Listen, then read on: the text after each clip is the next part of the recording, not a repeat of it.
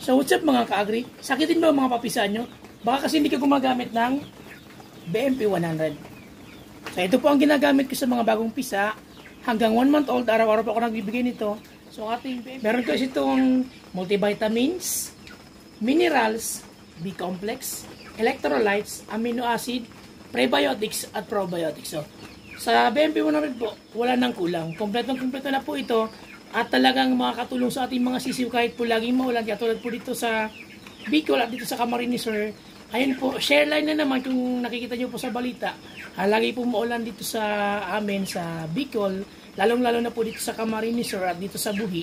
Lagi po malakas ang ulan. Kaya hindi po pwedeng wala. Kung BMP 100 na product ng Firmabet, alangang angat, alangang tapat. So, ayun mga ka-agri. So, kitang-kita naman po ang resulta sa ating mga sisiw. Napakaliliksi at mga malulusog po sila. So, ayun po, pinagsamang lakas po yan ng ating BMP 100 na produkto ng Firmabet. At syempre, ang gamit ko rin po ditong Pakainor Feeds ay Integra 1000 na produkto po ng Bimeg Integra. So, yun po yung gamit natin. Kaya, ayun, siguro nating malakas at malulusog yung ating mga sisiw.